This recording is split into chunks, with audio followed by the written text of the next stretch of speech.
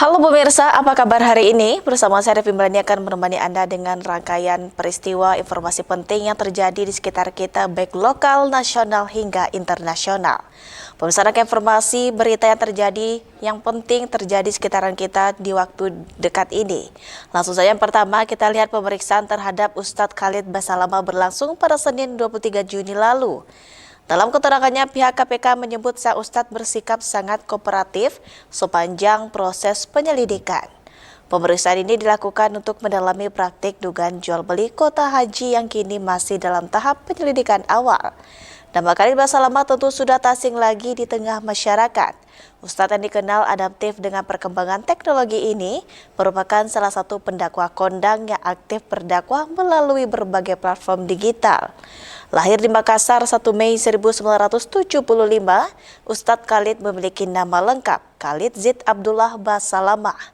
Ia berasal dari keluarga keturunan Arab, tepatnya dari Hadramaut, Yaman.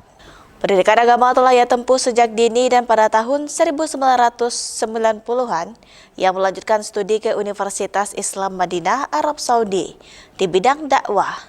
Setelah menyelesaikan S1 di Madinah, Khalid Basalamah melanjutkan pendidikan pasca sarjana di Universitas Muslim Indonesia Makassar dan meraih gelar doktor dari Universitas Tun Abdul Razak, Malaysia. Perjalanan dakwahnya dimulai dari masjid ke masjid. Ia mengusung pesan yang berlandaskan Al-Quran sejak 2013. Ia mulai menyebarkan dakwah lewat YouTube dan kini memiliki lebih dari 3,17 juta subscriber, menjadikannya sebagai salah satu dai paling berpengaruh di dunia digital Indonesia. Tak hanya berdakwah, Khalid Basalamah juga aktif sebagai pengusaha. Ia menjalankan sejumlah bisnis mulai dari travel haji dan umroh hingga bisnis kuliner. Pemeriksaan terhadap Ustadz Khalid Basalamah masih menjadi bagian dari proses penyelidikan awal. KPK memastikan akan mendalami semua pihak yang berkaitan dengan dugaan jual beli kuota haji. Dia akan berhenti mencuri. Satu orang dipotong tangannya, 10.000 orang berhenti mencuri. Tidak asing di sini kan, di negara-negara Timur Tengah, mungkin termasuk di sini di Saudi jelas. Mobilnya orang mewah-mewah pinggir jalan, nggak ada yang berani sentuh. Sentuh tangannya melayang. Di Indonesia bisa lagi lampu merah, spion dipatahin. Mobil ada orangnya di atas. Orang lewat naik motor dipatahin spionnya orang. Itu kalau koruptor-koruptor semua tangkap, iklanin si fulan di fulan telah mencuri, besok potong tangannya di Masjid Istiqlal. Nah, berhenti itu semua. Kamis 26 Juni 2025, harga emas antam turun sebesar Rp8.000 menjadi Rp1.924.000 per gram. Penurunan ini menjadi yang kedua dalam pekan ini setelah sehari sebelumnya emas antam juga merosot Rp10.000. Dari posisi stagnan Rp1.932.000, harga buyback atau harga penjualan kembali juga ikut terkoreksi sebesar Rp8.000. Kini berada di angka Rp1.768.000 per gram. Artinya bagi masyarakat yang ingin menjual kembali emas miliknya akan menerima harga tersebut. Penurunan ini terjadi seiring tekanan global terhadap harga emas. Mengutip Reuters, harga emas internasional anjlok hingga 2%.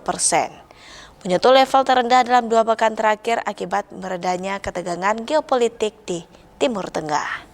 Gencatan senjata yang diumumkan antara Iran dan Israel membuat permintaan terhadap emas sebagai safe haven atau aset lindung nilai menurun drastis. Pasar cenderung lebih berani mengambil risiko pada instrumen lain. Harga emas spot turun 1,4% menjadi $3.319 per ons, bahkan sempat turun lebih dari 2% ke titik terendah sejak 9 Juni. Sementara itu harga emas berjangka Amerika Serikat ditutup melemah 1,8% ke level 3,33 level USD per ons. Peter Grants, Wakil Presiden dan ahli strategi logam di Zander Metals, menyebut penurunan ketegangan ini di Timur Tengah menjadi faktor utama yang membebani harga emas. Selain itu, ekspektasi penurunan suku bunga sebesar 50 basis poin hingga akhir tahun turut mempengaruhi. Ia menambahkan level dukungan harga emas saat ini berada di kisaran 3.300 USD dengan potensi penurunan lebih lanjut ke angka 3.250 USD. Sementara itu, pasar saham global justru melonjak dan dolar Amerika melemah usai pengumuman gencatan senjata. Namun sebagian pelaku pasar tetap mewaspadai perkembangan lanjutan. Mengingat Presiden Amerika Serikat Donald Trump menyebut masih ada pelanggaran dari kedua belah pihak. Pemirsa, kondisi ini menunjukkan betapa sensitifnya harga emas terhadap dinamika geopolitik dan kebijakan moneter global. Kita ke informasi internasional. Perang singkat berdurasi 12 hari antara Israel dan Iran menimbulkan dampak ekonomi yang sangat besar bagi Tel Aviv. Berdasarkan laporan dari sejumlah media dan institusi ekonomi Israel, total kerugian yang dialami negara tersebut diperkirakan mencapai 20 miliar dolar Amerika atau setara lebih dari 325 triliun rupiah. Dari jumlah tersebut, kerugian langsung tercatat sekitar 12 miliar USD, termasuk pengeluaran militer, kerusakan infrastruktur, serta kompensasi kepada warga sipil dan dunia usaha.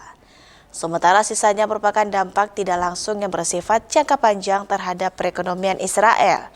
Media Israel Yediot Ahronot melaporkan bahwa Kementerian Keuangan Israel telah menyerap kerugian sebesar 22 miliar shekel atau sekitar 6,46 miliar USD. Di saat yang sama, militer Israel meminta tambahan anggaran lebih dari 40 miliar shekel, setara dengan 11,7 miliar USD, untuk mengisi kembali stok senjata dan mempertahankan pasukan cadangan. Kerusakan akibat serangan rudal Iran ditaksir mencapai 5 miliar shekel atau sekitar 1,5 miliar USD. Hal ini mencakup rumah warga, fasilitas umum, dan bangunan vital seperti Bursa Efek Tel Aviv yang sempat menjadi target serangan langsung. Berikut rincian kerugian utama yang dialami Israel. Pengeluaran militer 10 miliar shekel atau setara dengan 2,9 miliar USD, kompensasi warga dan bisnis 5 miliar shekel setara dengan 1,5 miliar USD. Kerusakan bangunan dan infrastruktur 5 miliar shekel setara dengan 1,5 miliar USD. Rugi ekonomi harian akibat penutupan 1,5 miliar shekel per hari atau sama dengan 294 juta USD. Serangan Iran juga melumpuhkan Bandara Ben Gurion, pusat transportasi udara Israel, dan kilang minyak Bazan di Haifa yang mengalami kerugian harian hingga 3 juta USD. Maskapai nasional El Al juga melaporkan kerugian hingga 6 juta USD akibat penundaan dan pengalihan penerbangan. Tak hanya sektor real, pasar keuangan Israel pun terpukul.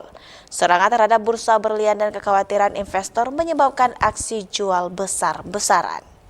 Total kerugian di sektor riset dan pendidikan pun tak luput dengan Institut Science Weizmann melaporkan kerugian sekitar 540 juta USD. Seiring meningkatnya tekanan ekonomi, pemerintah Israel dikabarkan akan meminta dukungan keuangan tambahan dari Amerika Serikat. Opsi yang dipertimbangkan termasuk bantuan langsung, jaminan pinjaman, atau bahkan pemangkasan anggaran sektor publik seperti pendidikan dan kesehatan. Saat ini defisit anggaran Israel diperkirakan melewati angka 6% dari PDB, jauh di atas ambang batas yang ditetapkan sebelumnya. Rasio utang terhadap PDB pun diprediksi menembus 75% apabila tidak diimbangi dengan strategi ekonomi jangka panjang.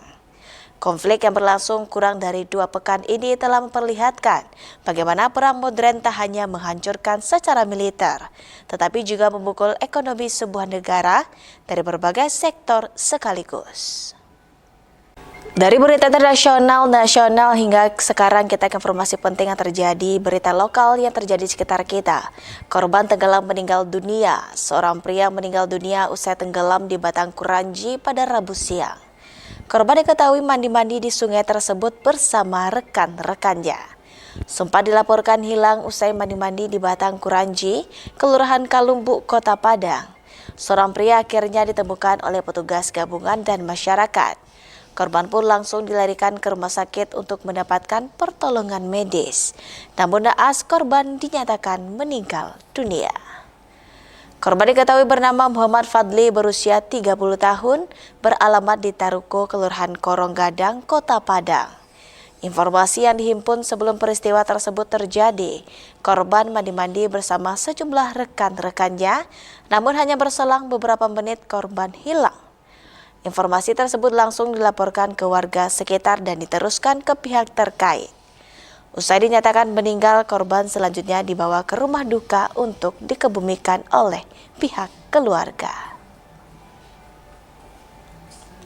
Pemirsa, itulah rangkaian peristiwa yang terjadi di sekitar kita, peristiwa penting yang terjadi dalam waktu dekat ini, baik dari kabar internasional, nasional, hingga kabar lokal yang telah kami sajikan untuk Anda. Saya Revi pamit, wassalamualaikum warahmatullahi wabarakatuh dan sampai jumpa.